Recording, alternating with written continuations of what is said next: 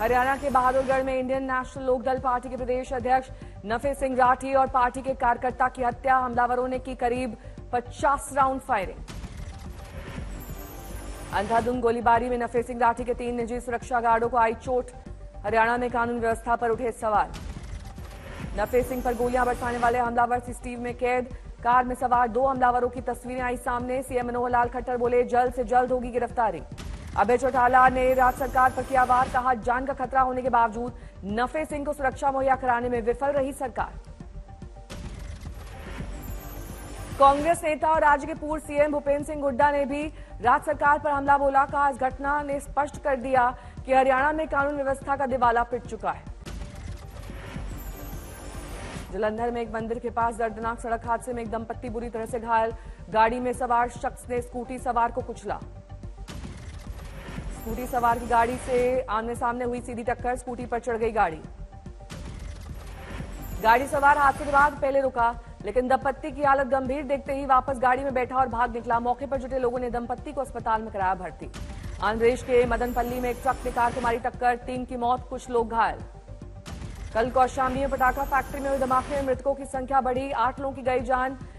धमाका इतना भीषण कि खेतों में मिल रहे शवों के टुकड़े।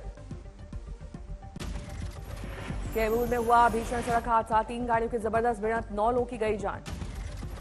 भीषण सड़क हादसे में गाड़ियों के अड्डे पर खच्चे, मृतकों में 2 महिलाएं शामिल।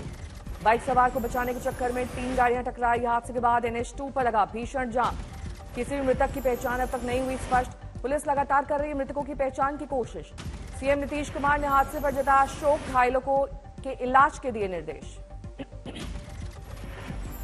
गाजियाबाद में 2 कारों की टक्कर के बाद युवक को 3 किलोमीटर तक घसीटती रही कार।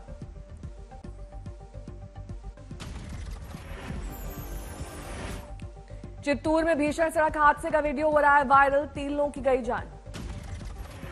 मथुरा में पुलिसकर्मी पर दर्शन के लिए आए श्रद्धालुओं से मारपीट का आरोप, बाद में भीड़ जुटने पर पीड़ितों ने पकड़ा पुलिसकर्मी का कॉलर।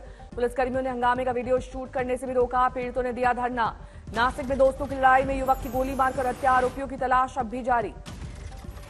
उड़ीसा के बलांगीर में गोला बारूद फैक्ट्री में विस्फोट के बाद लगी आग की डरावनी तस्वीर आई सामने। पटना सिटी में शीशे के व्यापारी के घर पर अपराधियों ने की गोलीबारी, रंगदारी नहीं दिए जाने पर घटना को दिया अंजाम। फरीदाबाद में एक शख्स ने चाकू से गोदकर की युवक की हत्या, घटना में अन्य 4 घायल। असम के करबी आंगलांग में भारी मात्रा में हथियार बरामद, 3 लोग गिरफ्तार। अलवर में एटीएम को गैस कटर से काटकर लूटा कैश, लूट के बाद एटीएम में लगाई आग। गया में बालू माफियाओं की ताबड़तोड़ फायरिंग, 3 घायल। आज रवाना होगा बीजेपी का चुनावी रथ। दिल्ली में सुबह 11 बजे पार्टी अध्यक्ष जेपी नड्डा दिखाएंगे हरी झंडी। 2024 के लोकसभा के मद्देनजर बीजेपी का चुनावी रथ, सरकार के 10 साल के कामों को लोगों तक पहुंचाने का लक्ष्य। पीएम मोदी ने पार्टी कार्यकर्ताओं को दिए निर्देश, लोकसभा चुनाव में 400 से ज्यादा सीटें जीतना है लक्ष्य। आज बीजेपी की 150 लोकसभा उम्मीदवारों की पहली सूची होगी जारी। पीएम मोदी, अमित शाह, राजनाथ सिंह का नाम होने की है संभावना। पीएम मोदी फिर वाराणसी से, अमित शाह गांधीनगर से, राजनाथ सिंह लखनऊ से, नितिन गडकरी नागपुर से लड़ सकते हैं चुनाव। सुबह 10:30 बजे पीएम मोदी भारत टेक्स 2024 का उद्घाटन करेंगे। 100 से ज्यादा देश भारत टेक्स 2024 कार्यक्रम में ले रहे हैं हिस्सा। आज पीएम मोदी देश को देंगे रेलवे की सबसे बड़ी सौगात, 550 से ज्यादा रेलवे स्टेशन का होगा कायाकल्प। दोपहर 12:30 बजे पीएम का कार्यक्रम, 2000 से ज्यादा रेलवे प्रोजेक्ट्स की करेंगे शुरुआत।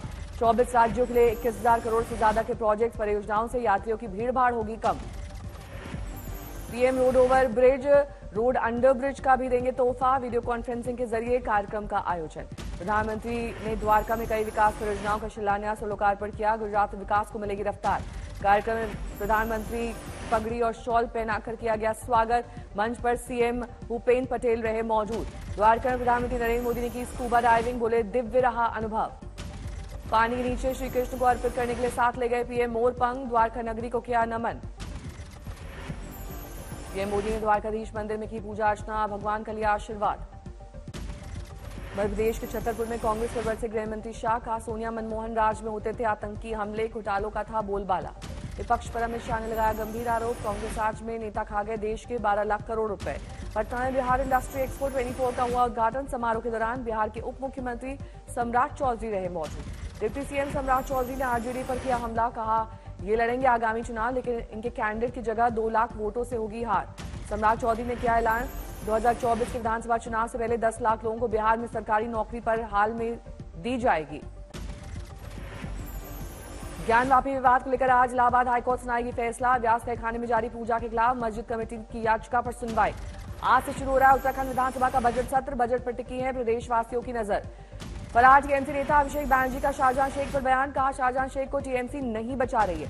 गठबंधन में सीट बंटवारे पर बोले अभिषेक बैनर्जी, बंगाल में अकेले चुनाव लड़ेगी टीएमसी। टीएमसी कोलकाता में 10 मार्च को करेगी रैली। ब्रिगेड परेड ग्राउंड में होगा कार्यक्रम। किसान आज निकालेंगे देशव्यापी ट्रैक्टर मार्च। एसकेएम ने आज डब्ल्यूटीओ छोड़ो दिवस के रूप में मनाने का किया है आह्वान। किसान संगठनों ने खेती को डब्ल्यूटीओ से बाहर करने की मांग की। विश्व व्यापार संगठन के 13वें मंत्री स्तरीय सम्मेलन में इसको लेकर विकसित देशों पर दबाव डालने की अपील। एक्साइज मामले में ईडी ने केजरीवाल को भेजा 7वां समन, आज हो सकते हैं पेश। दिल्ली के मुख्यमंत्री अरविंद केजरीवाल ने बीजेपी सरकार पर जमकर साधा निशाना, कहा उन्हें राष्ट्रीय राजधानी में सरकार चलाने के लिए नोबेल पुरस्कार मिलना चाहिए। अरविंद केजरीवाल ने बीजेपी सरकार पर गंभीर आरोपों के साथ कहा, बीजेपी ने दिल्ली में स्कूल और अस्पताल के निर्माण को रोकने की कोशिश की। आगरा में राहुल गांधी की भारत जोड़ो न्याय यात्रा में एसपी प्रमुख अखिलेश यादव शामिल हुए। दोनों ने एक दूसरे का हाथ उठाकर मजबूत गठबंधन के संकेत दिए। कांग्रेस नेता राहुल गांधी ने अखिलेश यादव के भारत जोड़ो न्याय यात्रा में शामिल होने पर किया स्वागत। राहुल बोले, गरीबों और किसानों के साथ हो रहा है अन्याय, सत्ता में आते ही लागू करेंगे एमएसपी। इंडिया गठबंधन में कांग्रेस पार्टी ने कहा है, जैसे ही हमारी सरकार आई हिंदुस्तान के किसानों को हम लीगल एमएसपी दिलवा देंगे, 1 मिनट नहीं लगेगा। राहुल गांधी की न्याय यात्रा में अखिलेश का शक्ति प्रदर्शन नजर आया। बड़ी संख्या में सपा के कार्यकर्ता रहे मौजूद। आज से शुरू हो रहा है महाराष्ट्र विधानमंडल का बजट सत्र। बजट सत्र से एक दिन पहले विपक्षी विधायकों के घर पर हुई महाविकास अघाड़ी की बैठक। दौसा में पूर्व सीएम अशोक गहलोत ने आभार सभाओं को बताया बकवास, कहा पूर्वी राजस्थान नहर परियोजना के मामले में जनता से धोखा कर रही है बीजेपी।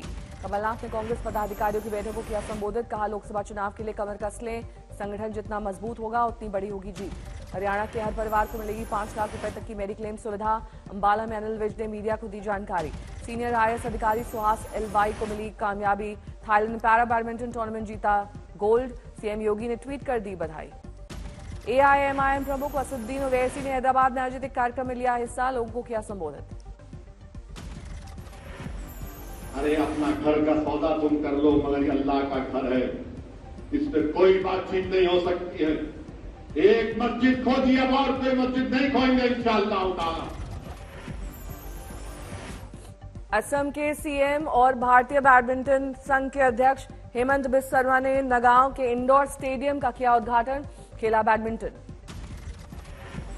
गुवाहाटी में सैनिक कल्याण निदेशालय ने असम के 26 सफल पूर्व सैनिक अभ्यर्थियों को किया सम्मानित। पूर्व सैनिक पुनर्मिलन रैली का किया आयोजन। नागपुर में आरएसएस प्रमुख मोहन भागवत ने शिवराज्याभिषेक सोहाला समिति में स्वर जीजय को किया प्रस्तुत, लोगों को किया संबोधित। झज्जर पहुंचे सीएम मनोहर लाल खट्टर, योग और नेचुरोपैथी रिसर्च संस्थान का किया उद्घाटन। देहरादून में जौनसार बाबर महोत्सव का आयोजन, सीएम पुष्कर सिंह धामी ने समारोह में लिया हिस्सा। देहरादून में सीएम धामी ने देखी फिल्म आर्टिकल 370, सीएम के साथ पूरी कैबिनेट रही मौजूद। देहरादून में नवनिर्वाचित सदस्यों और दुग्ध संघों के अध्यक्षों का शपथ ग्रहण समारोह, सीएम धामी ने लिया हिस्सा। देवघर में अब महिलाओं को घर घर पीएनजी गैस होगा उपलब्ध, केंद्रीय मंत्री हरदीप सिंह पुरी ने किया ऑनलाइन उद्घाटन। राजस्थान के धौलपुर में सीएम भजनलाल शर्मा ने ईआरसीपी आभार सभा में कांग्रेस का जमकर किया हमला, कहा कांग्रेस को परिवार की चिंता तो बीजेपी को है देश की चिंता। सीएम भजनलाल शर्मा ने जनसभा को संबोधित करते हुए कहा कि सोनिया गांधी अपने पुत्र राहुल गांधी की चिंता कर रही हैं और अशोक गहलोत अपने पुत्र वैभव गहलोत की। उत्तरी कश्मीर के बांदीपुरा जिले के दावर गुरेज में भारतीय सेना ने की शिना सांस्कृतिक केंद्र संग्रहालय की स्थापना।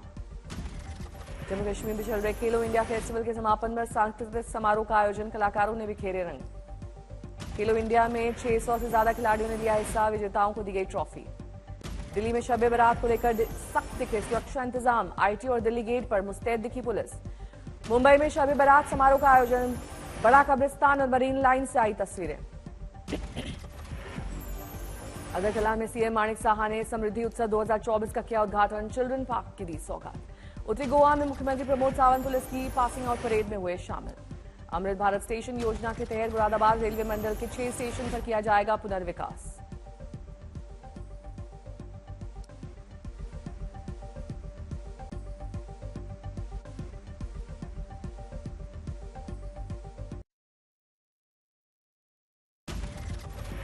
एनुअल फेम तृप्ति डिमरी ने फैमिली संग मनाया बर्थडे। भांजियों ने दिया हैंडमेड बर्थडे कार्ड।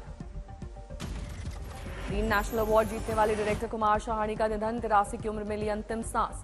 शूटिंग के दौरान आर्टिकल 370 के बारे में प्रिया मणि बोली, राजेश्वरी स्वामीनाथन के किरदार के लिए किसी से इंस्पिरेशन नहीं ली। दूसरे दिन आर्टिकल 370 ने कमाए लगभग 10 करोड़, 2 दिन में किया 15 करोड़ का बिजनेस। विद्युत की फिल्म क्रैक में आया ड्रॉप। महाभारत सीरियल में कृष्ण का रोल निभाने वाले नीतीश भारद्वाज ने खटखटाया कोर्ट का दरवाजा, बताया प्रॉपर्टी बेचना चाहती हैं एक्स वाइफ।